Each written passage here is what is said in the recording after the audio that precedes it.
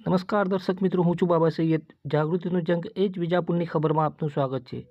વિજાપુરમાં મહોરમ સૌહાર્દપૂર્ણ માહોલમાં શાંતિપૂર્ણ સંપન્ન.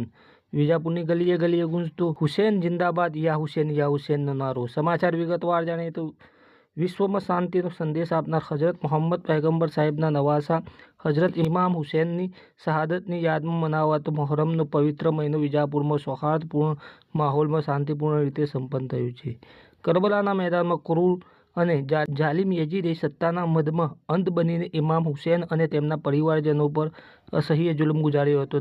નાના બાળકો અને મહિલાઓ સહિત સમગ્ર કાફલાને 3 દિવસ સુધી પાણી માટે પર રોકવામાં આવ્યા હતા. આવા જુલ્મ સામે માત્ર 72 જાબાઝ સાથીઓ સાથે ઇમામ હુસેને સત્ય માટે લડીને શહાદત વહોરી હતી, પણ યઝીદના અન્યાય સામે ન ઝૂક્યા હતા અને સત્યનો ધ્વજ ઊંચો રાખ્યો છે.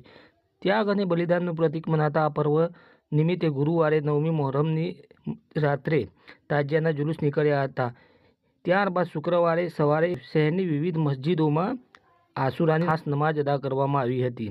શુક્રવારે બપોરે તાજિયાના જુલ્ફુકાર સાથે ભવ્ય જુલુસ યા હુસેનના નારા સાથે નીકળ્યો હતો. સુંદર આયોજન કરવામાં આવ્યું હતું.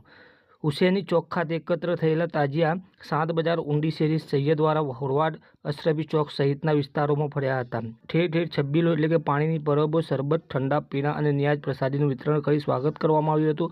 જુલુસ પૂરું થતાં અંતે હુસેની ચોક ખાતે સલામ, ફાતિહા અને દેશ વિશ્વમાં શાંતિ માટે દુઆ કરવામાં આવી હતી. આ સમગ્ર આયોજન દરમિયાન વિજાપુર પોલીસની કામગીરી અત્યંત પ્રશંસનીય રહી હતી. પોલીસ ઇન્સ્પેક્ટર રવિન્દ્રસિંહ ચૌહાણ સહિતનો સમગ્ર વિજાપુર પોલીસ સ્ટાફ નો કાફલો દિવસ રાત ખડે પગે રહીને ફરજ બજાવી હતી. જુલુસના રૂટ પર કોઈ અનિચ્છનીય બનાવ ન બને તે માટે શહેરના સંવેદનશીલ વિસ્તારોમાં સઘન પેટ્રોલિંગ અને ચુસ્ત બંદોબસ્ત ગોઠવવામાં આવ્યો હતો. હિન્દુ મુસ્લિમ બંને સમાજના આગેવાનો એકબીજાને સહકાર આપીને કોમી એકતાનું સુંદર ઉદાહરણ પૂરું પાડ્યું હતું. મસ્જિદો અને ઇમામબાડાઓમાં મજલિસોનું આયોજન થયું હતું, જ્યાં ઇમામ હુસેનની કરબલા કથા અને તેમની શહાદતની અમર ગાથા સાંભળીને લોકો ભાવ વિભોર બન્યા હતા.